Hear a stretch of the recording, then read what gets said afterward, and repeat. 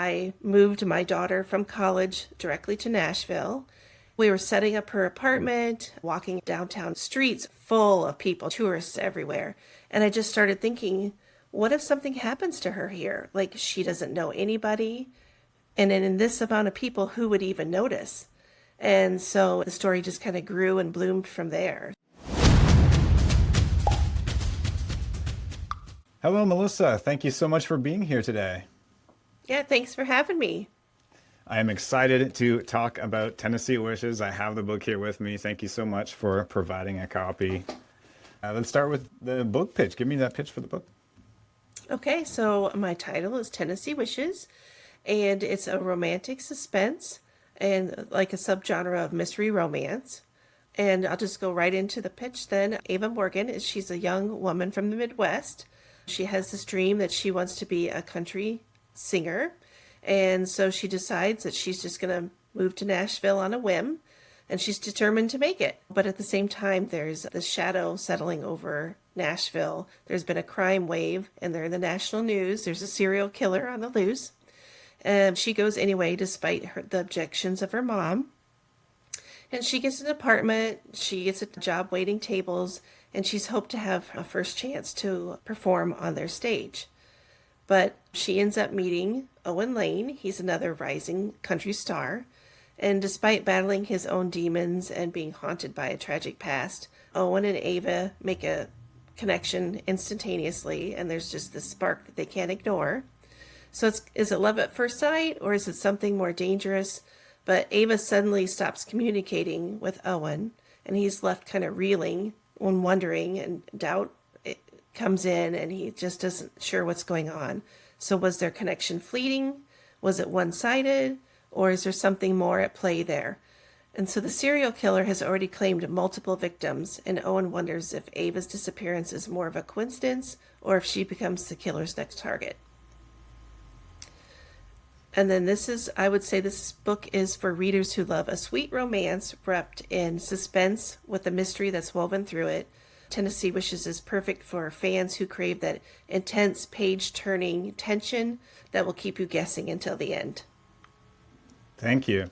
And it did. I called it a romance thriller for the sake of the podcast, but there are a lot of little subgenres kind of tucked in, and I really liked the short chapters, the quick pace, the changing characters, the serial killer in the background. That was all a lot of fun to read, especially in the back half. Especially, it got very fast and very I think I finished the second half of the book in one sitting because I was just, what's going to happen next? What's going to happen next? Until I got to the very end, and I was like, okay, now I know. So that was good. What sparked the idea for this? So I have a couple things. There's a smaller spark there. I have the dandelion theme that runs through there. And I don't know if you ever did this as a kid, but we'd pick dandelions when they were big in bloom and just make wishes on them. And so that was kind of a small spark that I had. But then the bigger spark for the overall story, about 2.5 years ago, I moved my daughter from college directly to Nashville. And we were setting up her apartment, going to Target, getting all the things, and then walking around downtown Nashville. And I don't know if you've ever been to Nashville in the summer, but No. the streets are full of people, just tourists everywhere.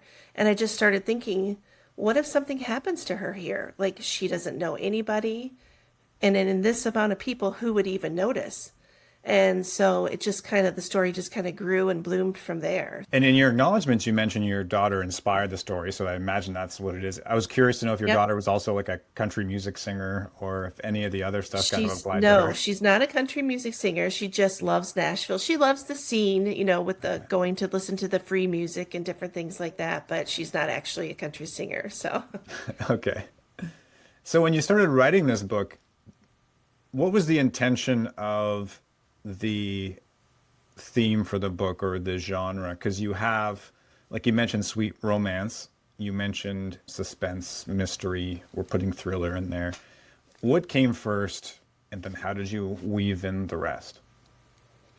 I would say probably the romance. I wanted there definitely to be that sweet romance in the back, because I just feel like it ties it all together. And then that desperation of there's a serial killer on the loose, and yet even though it's just somebody Owen just met, he's invested enough to want to see it through, even though he has his own tragedies. And I don't know if that makes sense or, Yeah. but that's kind of how it went about. And when you were in Nashville, were you like already thinking this is the place I want to set it, so I better do some research while I'm here, or did that all come later? It kind of came later. So definitely my daughter was a big help with that because like I have different scenes as they walk down Broadway and I had just kind of randomly put in the honky tonks and the bars and stuff and she's like, "Oh no, when you walk down the street, this is what you see first." And so she helped me like, this is what you would see, this is where you would go, that kind of thing. So she was a big help with the research for that kind of thing. What other kind of research did you have to do for this? I looked into just kind of how country music singers go and what they do as far as trying to get their time on stage. Also, like I have a concrete plant in the book, and I just wanted to see if there was one there. There isn't an abandoned one there, but there is like a concrete silo. And so I just thought, well, that was enough to try to kind of pick that because it is fiction, but I still want that overall feel that this could actually happen in this place. And I want you to see the icons that would be there, like old Reds and things like that. So when you think of Nashville, you think of these specific places. And so I wanted that to be ingrained in the story. And what about the policing? Because you have the detective as one of the characters in the book. Did you have to do research for the policing side of things? And it had like a feel of, obviously he was the investigating detective for the serial killer, but it had a feel of almost a small city. Is that what, I mean, I've never been to Nashville, so I don't know what the policing is like or how it feels there. Yeah, so they do have different smaller precincts, I guess you would call it. But I also did want the southern charm to come through, so that's why I made the smaller, make it feel a little smaller even though it is a big city. I just wanted the personal feel for the police. Okay. And was there a point where you almost gave up writing the book? Yeah, I would say so. There's the way I started it in the beginning. I rewrote the beginning like 4 or 5 times because it just wasn't quite working out. Because I wanted to focus on the dandelion, and I started when she was little, and then as in the college. So it just didn't quite flow. So I felt it was better the way I ended up. But yes, there was several times I just thought this between these two ideas, they do not connect, and it's not going to work. But I think I made it work. So. Yeah. What kept you going? Why didn't you just put it down? Like so many writers will write those first few chapters just like you did, find that spot where they almost go blank and then just let it go and they never come back to it. What made you keep going? I would contribute that to my daughter. She's like, it's a good story. And I think the setting is great. So she loved it from the beginning just because she loves Nashville and stuff. And I did think maybe it was kind of a unique story. And so I just thought, I'm just going to keep going and get it done and see how it turns out. So yeah, she was a big contributing factor to finishing it. And when you're writing, do you find that you're like a plotter and think you had the outline ahead of time, or are you like what they call a pantser, writing by the seam of your pants? Yeah, no, I'm definitely a pantser. I am not a Okay. plotter. I've tried that once and then I just feel restricted. So no, I usually get the title and I write the title down and then I usually, without maybe not this story, didn't have the beginning as well as I thought I did, but I usually have the beginning and the end and then the middle is just kind of where the characters lead me. And do the characters ever do something, or in this book, did the characters do anything that threw you for a loop and had to make you change something that you did? Yes, because I wasn't exactly sure like who was going to be the bad guy, so to say. And so, yes, I actually one character filled in that extra little space that I needed. So, yes, they do change their mind or lead me in a direction that I wouldn't normally go. And how many drafts do you find you do because you had to go back in this book and redo, or if you have to like set up, once you know the ending, you know who the killer is. If you didn't know it in the beginning, then you have to try and set it up so that this person now feels like has a vibe for the direction that they need to go in. How was that? I think it depends on my books, but I would say this one particularly, I would say it was 5 times that I went back through and Okay. changed to make it all work. Yep. Other than little edits here and there too. but 5 major times. And what's the process like from beginning to end for you? Like as a pantser, so the first draft, do you then give it to a beta reader, or are you doing it yourself again and then going to an editor? Like what's that process like? So it's a hot mess, but no, so I write the first draft and then I reread it to see if it makes sense. And then I fix whatever I feel can be fixed. And I have a couple author friends that I rely on heavily that will give me a straight answer that this doesn't work. And so then once that's done and I rewrite what I need to rewrite, then I do try up some beta readers and get some feedback that way. Okay. How many beta readers do you have? Have you found, like with this book, you've had beta readers come back and say conflicting things? And if so, how do you decide what you're going to do? I feel like when somebody comes back, it's usually the same issue that they're all talking about. Okay. I don't feel like it's all over the board. So that's which is nice that it's always the same Yeah. issue, so it makes it easier to fix. If Yeah. they were all like, "Oh, this doesn't work," and then somebody else said that doesn't work, then it would be probably a whole rewrite. But when it's just an issue here or there, then it works out pretty well. Okay. Because when you Oh, get the same feedback continuously, then you're like, "Oh yeah, okay, I need to fix that." yeah. Yeah, for sure. That's lucky. In my books, I often get a lot of beta readers that point out different things, and then I have to decide which one I'm gonna which one I'm gonna go with because they all said different things. So I try looking for what's similar between them all. I guess just how you happen to Yeah. have people that agree on it. That's kind of what I end up looking at is what does everybody agree on. When you were writing Gunner, who's the dog, for those who have not read it yet, Gunner's there, the canine German Shepherd is in the book. Was he part of the book from the very beginning and as a character, or was he added later? No, he was there from the very beginning. I wanted him to be there, and so I felt like he would be a good thread to keep the story going and Mm-hmm. just another link to make the whole thing more interesting. So, and I wanted him to be part of the hero in the end. I feel like dogs can be just as human as an actual human and do just as good as a person can or a character can in the story. Yeah. Yeah, he was his own character in the story. Yeah. Do they allow dogs in the bars, or is it because he was a retired police dog that he was allowed to be in there with I them?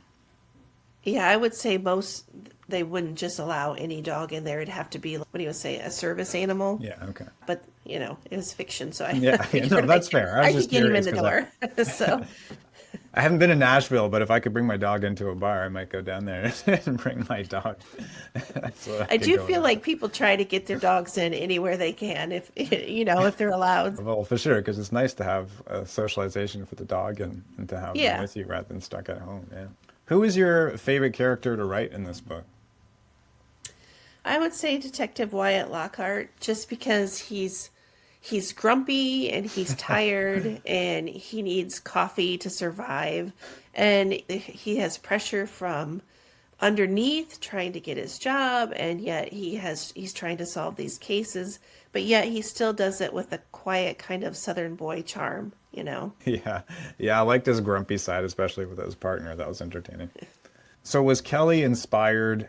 Were you essentially Kelly when you went down to Nashville? Because that story is so similar. And I liked her character a lot because she was, I mean, just protective mom trying to do the right thing. Not protective, but Yeah. a mom trying to do the right thing and worried about her daughter, just as you had said you were when you went Yeah, there. definitely. I lived that. So yeah, I tried to portray that, and I did get a little feedback on that they thought she was kind of wishy-washy. And I'm like, yeah, but if you have kids, there's that fine line of you want to help, you want to be protective, but yet, this is a 20-something-year-old, so you don't want to step on their toes. You want Yeah. them to live their life and have their experiences. So it is that fine line of back and forth, and I hope I portrayed that without her seeming overly, wishy-washy, but that's the kind of, like, me personally, that's the kind of conflict that I go through when you have older adult children. How much do you help them, but yet let them live their lives? So I'm hoping that came through. Yeah, it did to me because I know exactly what you mean in that sense. Although she was wishy-washy, that's pretty much exactly what I think she would have done, or I would have done it also as a parent in that situation, because like you said, you're trying to do what's right and then you're not sure if you are. And then it's like, oh, maybe I'll do this. And like, oh, I shouldn't have done that, the back and Yeah. forth as a parent in your own mind. Was there a scene in the book that was hardest to write, either creatively or emotionally? I would say creatively with Dorothea, just to, because she's a homeless person. And I wanted to portray her as a real person with real emotions.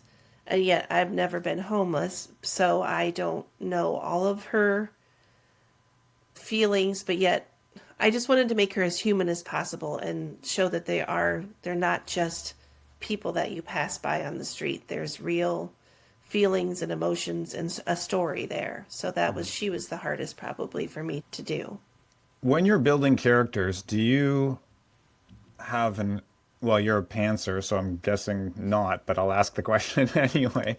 Do you have an outline, or maybe as you're pantsing, you create it where you have the character and this is what they look like for points? And some writers, usually outliners, have like interviews they do with their characters to know their backstory and things. How do you approach each individual character?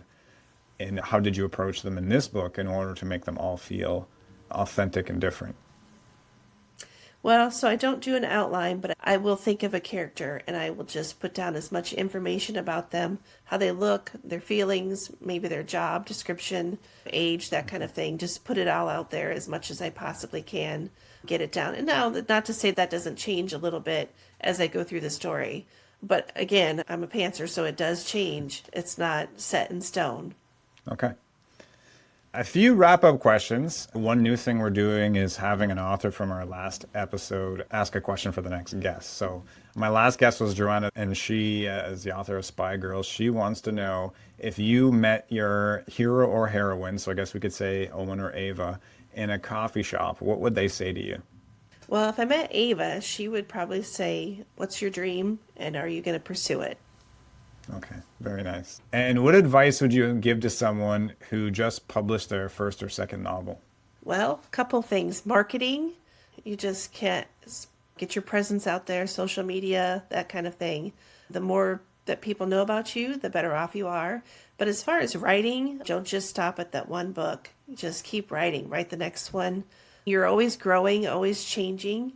So you just want to keep put the pen to the paper or your fingers to the keyboards, whatever you want to say, but you just want to keep writing and keep improving and keep going no matter what. Yeah.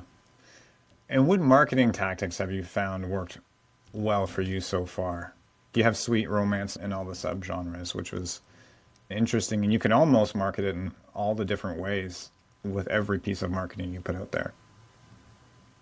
I would say probably with social media, like Instagram is better for me than others just because I like the prettier pictures, like with my book and that kind of thing. So I do a little bit better on there than I would on TikTok.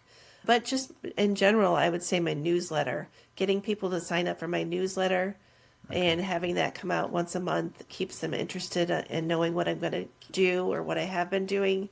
And then just going to author events. Those are my major things. What kind of author events have you been to? Recently, I just went to the book fair in Bel Air, Maryland, so that was a lot of fun. And then I have a book club in Orwigsburg, Pennsylvania coming up here on next Monday. So that's fun. So getting to the book Yeah, clubs and the author events, it's a lot of fun because then you get to yeah. meet people. And I was down at Bethany Beach Books, and actually a lady there was on vacation, and she was from Virginia, and she actually came to Maryland to see me too, even though she's from Nice. Virginia. So it was nice to see her in Delaware and Yeah. Maryland. So, and I'm from Pennsylvania, so it was just kind of nice to see a familiar face in different Yeah. states. Oh, that's great. A super fan. Yeah. Where can people find your books and more about you? So I'm in a few local shops in Pennsylvania, but mostly online. I would be on Amazon or Barnes and Noble online or Walmart, Shopify, that kind of thing. Okay. Great. Well, thank you so much for your time. I really Yes, appreciate thank having you you. on the show, talking about your book. This was great. If you don't mind sticking around for a few minutes for the after show with our rapid fire session, we will get to that.